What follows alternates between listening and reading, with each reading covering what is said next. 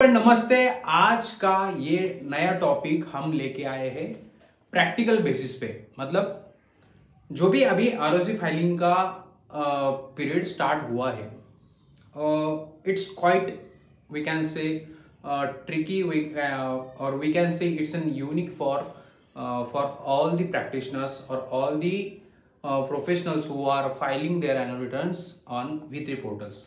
Sir ऐसा क्यों? मतलब ये V3 और ये V2 क्या ऐसे V2 एंड V3 ये वेब पोर्टल्स, मतलब MC ministry of corporate affairs की जो वेबसाइट्स है वहाँ पे ये फाइलिंग प्लेटफॉर्म दिया गया है कंपनियों के लिए जो भी एनुअल रिटर्न फाइल करती है कंपनी। तो इसमें क्या डिफरेंट आया है सर? डिफरेंस ये है कि जो पुरानी फाइलिंग्स थी वो आज जाके कन्वर्ट हुई है टू द V3 पोर्टल्स। अभी इसमें क्या दिक्कत आने वाली है? इसमें जो भी दिक्कत आएंगी वो प्रैक्टिकल होगी। इसमें कोई ऐसा रूल बुक नहीं निकलेगा कि सर ऐसे ही फाइल करना है, इसी टाइम में आपको अपलोड करना है, इस पोजीशन पे आपको फाइल करना है। हाँ, there are some kinds of guidelines, और जो भी नए गाइडलाइंस इशू हो गए टाइम टू टाइम पे बेसिस पे जो भी सोल्यूशन निकल के आएंगे उसको अच्छी तरीके से डाइजेस्ट करके आगे जाना पड़ेगा।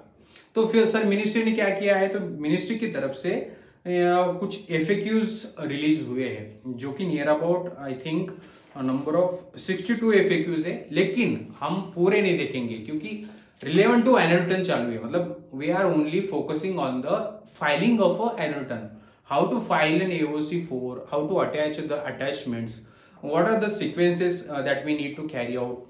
ये सारे प्रैक्टिकल पोजीशन पे हमको इस क्वेश्चंस का एनालिसिस करना है।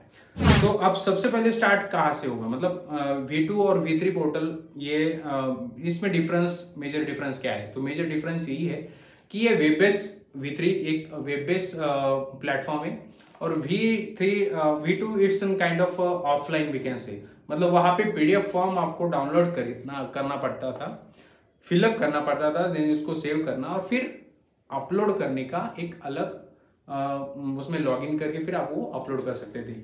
लेकिन V3 में थोड़ा सा ये पोजीशन चेंज हुआ है। मतलब V3 में आपको सारे फॉर्म्स ऑनलाइन फिलअप करने हैं एंड उसको ऑनलाइन ही सबमिट करने हैं। तो सबसे पहले स्टार्ट करते हैं कि सबसे पहला FAQs का 25 FAQs हमने शॉर्टलिस्ट की है। तो सबसे पहला FAQs क्या बोलता है?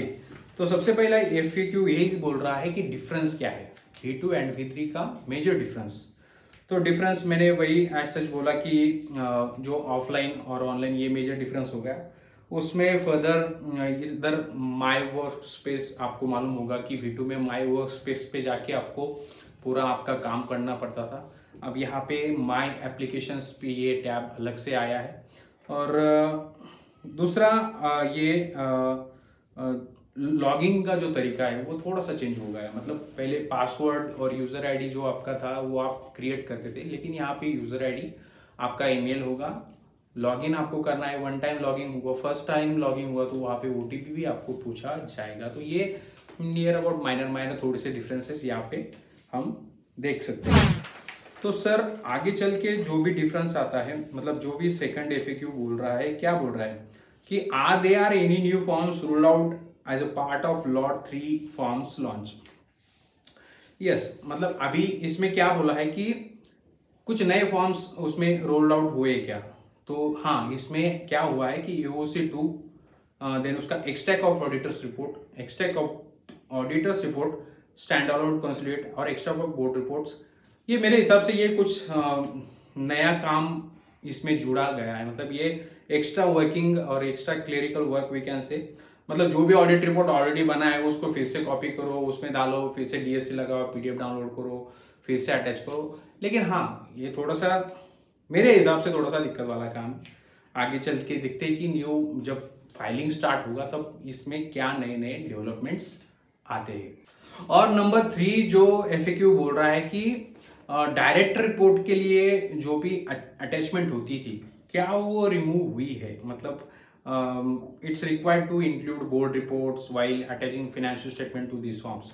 तो यहाँ पे उन्होंने बोला है कि हाँ, copy of financial statements attach करना ही है, उसमें कुछ रिमूव वगैरह मतलब उसमें ऐसा अभी तक कुछ नहीं बोला गया है। जो भी 134 सेक्शन है उसमें जो भी डिफाइन हुआ है कि फिनेंशियल्स आपको फॉर्म के साथ अटैच करना है।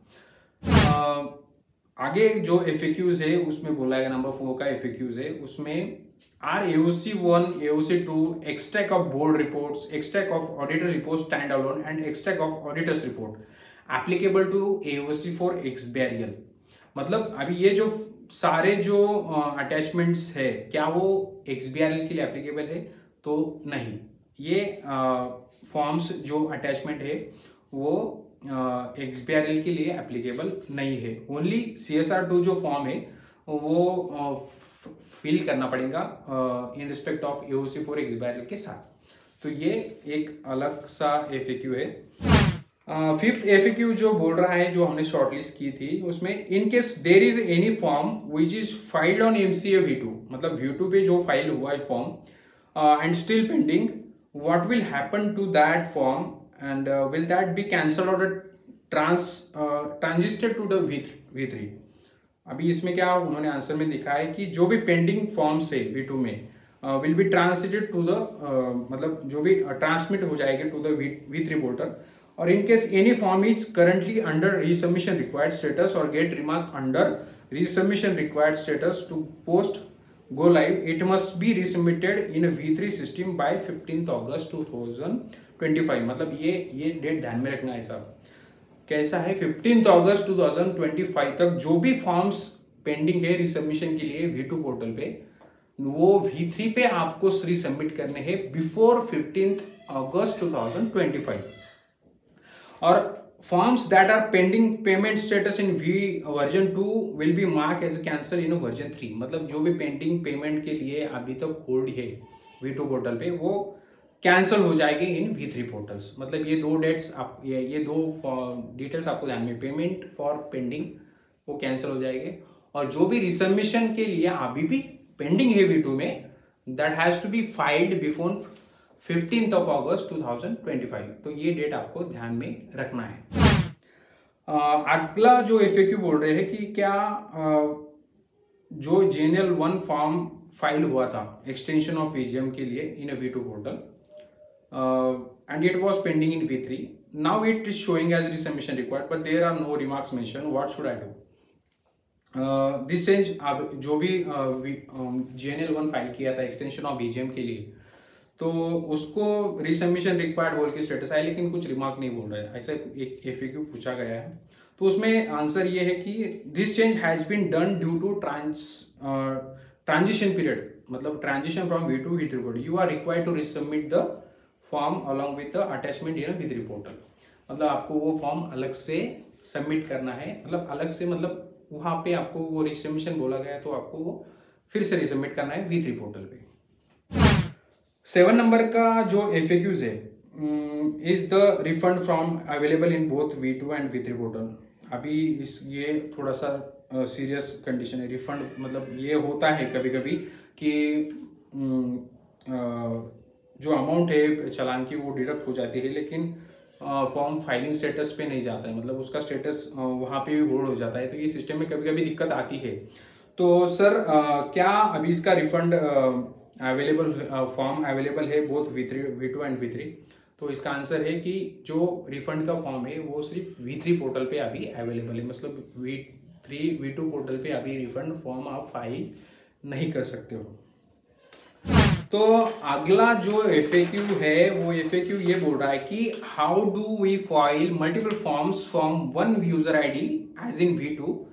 We were able to download the forms from the portal and multiple people can prepare simultaneously। अभी ये तो एक सीरियस क्वेश्चन है प्रैक्टिशनर के लिए। मतलब हम जानते हैं कि जब 10-10 बैलेंस शीट एक साथ आती है तो क्या लेवल होती है प्रिपरेशन करने के लिए। मतलब ड्यू डेट 4-5 दिन पे रह गए, 10 बैलेंस शीट अभी तक पेंडिंग है, तो उसको फाइलिंग करना एक ट्रिकी टास्क होता है। इसके लिए एक अलग तरीका का एफर्ट लगाना पड़ता है फाइलिंग के लिए, क्योंकि साइट पे रिस्पॉन्स नहीं करती है, आपको फॉर्म भी फिलअप करने हैं, आपको सब रिमार्क चेक भी करना है, आपको पूरे फॉर्म्स की कंप्लायंस कैपेसिटी भी चेक करनी पड़ती है।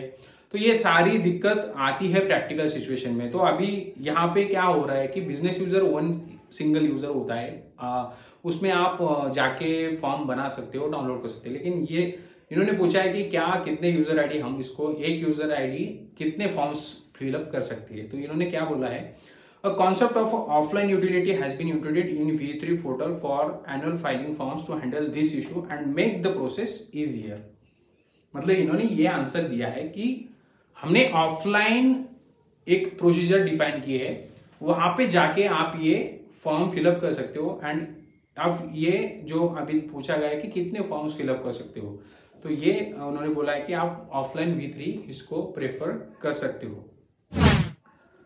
अगला जो FAQ है उसमें बोला गया है कि which form can be filed offline mode. अभी कौन कौन से फॉर्म जो है कोई ऑफलाइन मोड में फाइल हो सकते हैं। अभी इन्होंने बोला है कि जो 6 न्यू फॉर्म्स इंट्रोड्यूस हुए एनुअल फाइलिंग के, वो इधर ऑनलाइन हो सकते हैं या ऑफलाइन हो सकते हैं। उसमें AOC for NBFC, AOC for CFS, AOC for NBFC CFS and MGT7 and MGT7E। ये 6 फॉर्म्स जो है इधर ऑनलाइन हो सकते हैं या फिर ऑफलाइन हो सकते हैं। अभी जो आगे चल के जो FAQ बोला गया है कि can I choose offline mode for parent form and online mode for link form and vice versa. तो ये मतलब क्या कि जो मेन फॉर्म है पेरेंट फॉर्म, वो अगर सपोज अपन ने AOC फॉर फिलअप किया तो एक्स्ट्रा का बोर्ड रिपोर्ट क्या ऑफलाइन कर सकते हो। तो इसका आंसर उन्होंने नहीं बोला है। इधर ऑफ ऑनलाइन फाइल फिल करो, पूरा ऑनलाइन पूरे डिटेल्स सबमिट करो, या फिर आप ऑफलाइन चूज करो। Either of option of choose कर सकते हो। तो ये ध्यान में रखना है। तो ये 10 FAQs ऐसे है कि सिस्टम कौन सा है, डिफरेंस क्या है, या फिर कौन कौन से फॉर्म अवेलेबल है, क्या क्या डिटेल सबमिट करना पड़ेगा, ड्यू डेट्स क्या रहेगी, रिसबमिशन रिक्वायरमेंट कैसी सबमिट होगी। तो ये 10 FAQs में ये क्लियरली उन्होंने इन्फॉर्म करने का प्रयास किया है। मतलब ऐसी डिटेल्स प्रैक्टिकल में आती है। एंड ठीक है, ये 10 FAQs it is quite useful for practitioners and जो भी ये ROC फाइलिंग का वर्क करते हैं तो उनके लिए ये 10 FAQs it's a better move. अगला जो FAQ बोला गया है कि sir can I edit the web form fields which got prefilled in the Excel while filing offline form. तो यहाँ पे बोला गया है कि क्या सर हम एक्सेल फील्ड के जो फॉर्म के फील्ड होते हैं क्या हम उसको एडिट कर सकते हैं। तो यहाँ पे आंसर उन्होंने नो बोला गया है। मतलब ऑफलाइन मोड में ये एडिट नहीं हो सकते, ऑनलाइन में आप इसको एडिट कर सकते हो। 12th नंबर का जो FAQ है वो एक बड़ा FAQ है। उसमें बहुत सारे पॉइंट्स उन्होंने मेंशन किए कि what are the key points to be considered while filing AOC for और AOC फॉर NBFC। तो उसमें बोला गया है कि कंपनी एक्टिव होना जरूरी है, DSC जो है वो MCA पे रजिस्टर्ड होना जरूरी है, बिजनेस यूजर ID चाहिए, the signing authority form shall have valid and non expired DSC भी एक्सपायर्ड नहीं चाहिए, authorise signature of the company shall have approved been होना जरूरी है, company is not flag with filing form INC 22 जो कि active status non active status बोलता था, वो INC 22 फॉर्म 22 तो company has not already filed another form AOC4। ये एक अलग क्वेश्चन है। तो सिन आपका स्टेटस हो, स्टॉक ऑफ नहीं होना चाहिए, अमालगमेटेड नहीं होना चाहिए, कन्वर्टेड टू LLP नहीं।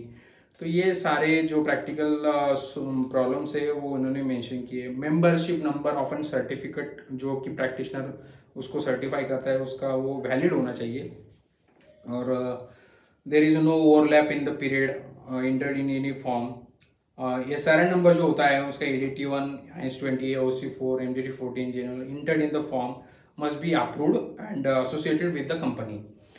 Purpose of the SRN entered into the form must be provisional unadopted statements if the purpose selected in current AOC4 is adopted financial and yes selected in the field of whether adopted in urgent voting. Purpose भी उसको mention करना है। and आगे चल के बोलता है कि company is notified in the filing for XBRL में, तो वहाँ पे भी ये कुछ ध्यान रखना पड़ेगा कि financial start date and end date should be fall between the period from and period to enter in the field जो भी ADT1 में अपन ने मेंशन की थी। To enter in the valid membership number in auditors section, auditors का valid membership number भी यहाँ पे मेंशन होना जरूरी है। अगला जो FAQ है 13 नंबर का, उसमें बोला गया है कि whether previous years annual filings are allowed to be filed in the, क्या बोल रहे हैं कि हाँ प्रीवियस ईयर का एनुअल फाइलिंग, मतलब शायद अभी ये 24-25 का ये हम रिपोर्टिंग पीरियड है यहाँ पे, तो क्या हम 22-23 या 20-21 का फाइल कर सकते हो? तो इसमें बोला है कि yes, previous years filings are allowed in V3 portal V3 system subject to the payment of required additional fees as applicable. तो ये जो एडिशनल फीस पे करके आप प्रीवियस एनुअल रिटर्न भी फाइल कर सकते हो। अगला FAQ है 14 नंबर का, उसमें बोला गया है कि इन V2 portal the email ID of the company can be change bye entering a new email ID in a most of the forms including annual filing forms. Is this functionality available in V3 annual filing forms? इसमें क्या बोला गया है कि sir अभी हम जब MJT7 या UC4 फाइल करते थे, अगर ईमेल आईडी कुछ गलत हुआ या फिर दूसरा हुआ तो we can change it by simply entering into the that particular field जहाँ पे ईमेल आईडी मेंशन है, फॉर्म UC4 या फिर MJT7 में क्या है, फिर MJT7 में, तो वहाँ पे वो मेल आईडी मास्टर डेटा पे अपडेट हो जाता था। लेकिन अब ये केस यहाँ पे अवेलेबल नहीं है, मतलब जो भी मेल आईडी पहला रहेगा वो कंटिन्यूस रहेगा, उसको आप बाद में जाके ये मेल आईडी कब चेंज कर सकते हो आप, कि जब कंपनी का यूज़र आईडी आप बनाओगे, मतलब कंपनी का बिजनेस यूज़र आईडी आपको रेडी करना है, उसमें जाके आप ये कंपनी का मेल आईडी चेंज कर सकते हो। आइदर आप किसी भी फॉर्म से ये मेल आईडी चेंज अब नहीं कर सकते हो, कंपनी का यूज़र आईडी बनाना पड़ेगा, उसमें आपको डिटेल सबमिट करना पड़ेगा, then you can change the section. अगला FAQ बोल रहा है कि सर क्या in case there any variation in the details of previous years figures field in the current years filing will system allow to change? पिछले साल की कुछ अगर माइनर डिफरेंस है फिगर्स में बैलेंस शीट में, तो क्या वो चेंज हो सकते हैं? तो इसमें बोल रहा है कि yes, balance sheet and P&L का जो सिचुएशन है, मतलब सॉरी जो फील्ड्स है बैलेंस शीट एंड P&L के, वो चेंज हो सकते हैं। अभी अगला जो FAQ है वो ये बोल रहा है कि in form UC4 it is mandatory to provide the reason for change in prefilled figure previous year reporting in balance sheet and including annual filing forms. हाँ, ये एक्स्ट्रा कॉलम दिया गया है कि वहाँ पे रीजन क्या है एडिटिंग का, तो क्या ये मैंडेटरी है? तो यहाँ पे आंसर है नो, आपको रीजन देने की जरूरत नहीं है, no it is not mandatory, it's an optional, you can give the reasons, इसमें रीजन देने की कोई जरूरत नहीं है। अभी अगला जो FAQ है वो FAQ रिलेवेंट है टू द ADT1 फॉर्म, मतलब ADT1 is not mandatory for the appointment of first auditor. How to file the AOC4 form without ADT1 SRN? अभी ये बहुत से कंफ्यूजन चलती है कि जब फर्स्ट ऑडिटर अपॉइंट होता है तो सर ADT1 फाइल करना है नहीं करना है, रूल में कहाँ बोला गया है, तो ये बहुत से बार ये क्वेश्चन रेज होता है, बहुत सारे प्रोफेशनल के माइंड में भी आता है, एंड जो कुछ उनको जो फैक्ट्स नोन है relevant to the appointment of auditor, वो भी कंफ्यूजन में आ जाते हैं कि क्या ADT1 फाइल करना है। तो इसमें क्वाइट ये सिंपल उन्होंने बोल दिया गया है कि रूल 4 सब rule 2 of companies audit and auditors rules 2014 उसमें मेंशन है, एंड सेक्शन 139 ऑफ सेक्शन 1 उसमें पूरे डिटेल्स बोली गई है कि ऑडिटर्स कब अपॉइंट करना है। रिकमेंड किया जाता है कि you must file an form ADT1 with the details of an auditors. अगर वहाँ पे आप नहीं करते हो फर्स्ट ऑडिटर को, देन कोई ऐसी बड़ी बात नहीं है, मतलब दिक्कत वाली बात नहीं, then you can use the SRN Z999999 SRN जो हम वो प्रीवियस एनुअल फाइलिंग में यूज करते थे। 18 नंबर का FAQs है relevant to MJT8. MJT8 is a part of MJT7 now. If there is any observation remark how to provide such information in the form. अभी MJT8 MJT7 का part हुआ है, तो इसमें बोला गया है कि आप सेपरेटली एक अटैचमेंट उसको अटैच कर सकते हैं for the companies meeting under criteria of section 92 subsection 2। उसमें ये आप अटैचमेंट लगा के आपको ये एडिशनली ऑप्शनल अटैचमेंट जो होती है वहाँ पे आप ये MJT8 प्रॉपर फिल करके आपके रिमार्क देके ये सबमिट कर सकते हैं। अभी 19 नंबर का जो FAQ है उसमें ये पूछा गया कि are there any file size limit expectations, are there any जो फाइल साइज होती है उसके कुछ लिमिट है क्या। तो उसमें बोला गया है कि list of shareholders, debenture holders, excel attachment size limit is increase to 300 MB। बाप रे, मतलब ये तो एक बड़ा डेवलपमेंट है इसमें कि 300 MB तक MGT7 की अटैचमेंट हो सकती है sorry 15 files of 20 MB each हम उसको अटैच कर सकते हैं। उसको generated PDF will not have list of share holders, debenture holders, Excel attachments. However, data uploaded in the Excels will be stored in the system. 2 MB limit of each attachment is removed in the filing forms. Attachment can be uploaded beyond 2 MB subject to overall form size limit including all attachment is 10 MB. मतलब हाँ, यहाँ पे ये मतलब थोड़ा सा ख्याल रखा गया है प्रोफेशनल्स का, क्योंकि अटैचमेंट में थोड़ी सी दिक्कत आती है कभी कभी, क्योंकि साइज मेंटेन करना, उसको फिर से कंप्रेस करो, फिर से डाउनलोड करो, तो इट्स टाइम कंज्यूमिंग जॉब हो जाता था। तो इसमें अब ये साइज बढ़ा के थोड़ा सा इजी कर दिया है, मतलब आप सिंपली स्कैन करो एंड देन अपलोड, और एक्सेल जो भी जनरेट होगा then you need to simply attach it. 20 number का जो FAQ बोला गया कि whether all the company filed form being a to deal date can be viewed and downloaded in the public search in the version 3। तो इसका answer है कि public search जब निकलेगा तो क्या सब फॉर्म्स उसमें अवेलेबल होगी वर्जन 3 में। तो इसका आंसर यस बोला गया है कि जो भी पब्लिक डॉक्यूमेंट्स अवेलेबल है V2 के वो आप V3 सिस्टम में भी डाउनलोड कर सकते हो। अगला FAQ बोल रहा है कि it is mandatory to attach photograph of registered office of the company while filing form MGT7, MGT7A. If yes, which date shall be considered while uploading this photograph as the end of the relevant financial year and as on date of filing?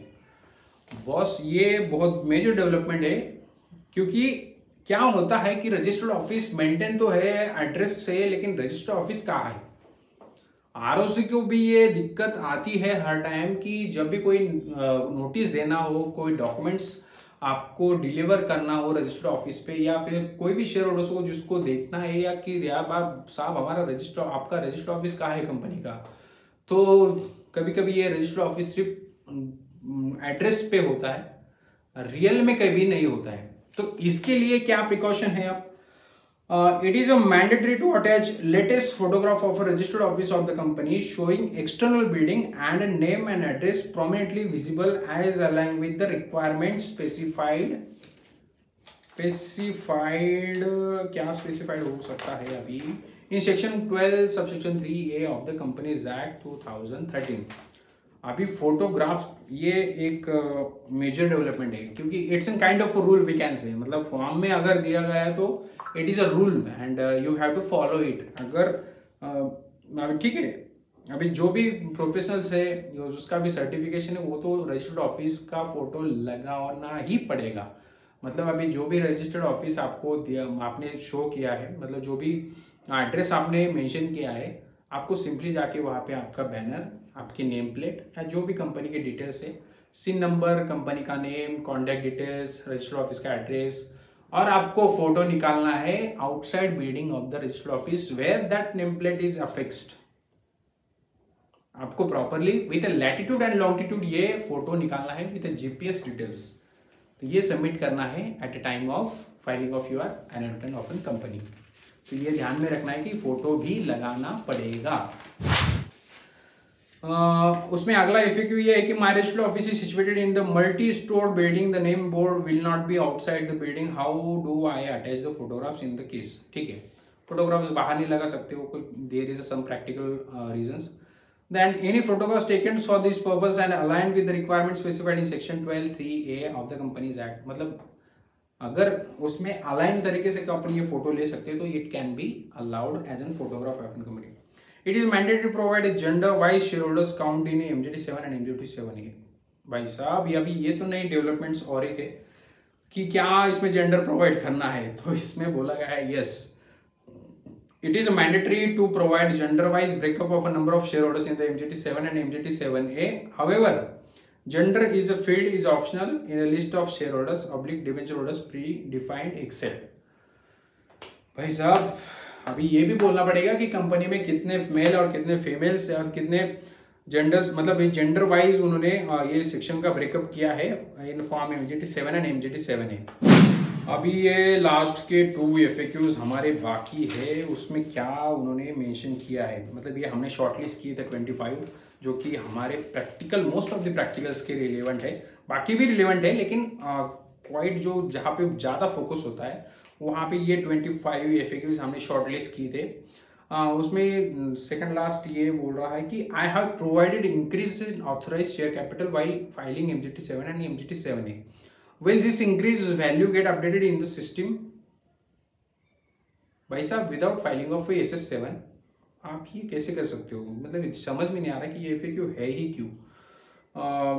Answer तो simply no है। The increase authorised share authorised capital in MJT7 and MJT7A will not automatically updated in master data in MCA system.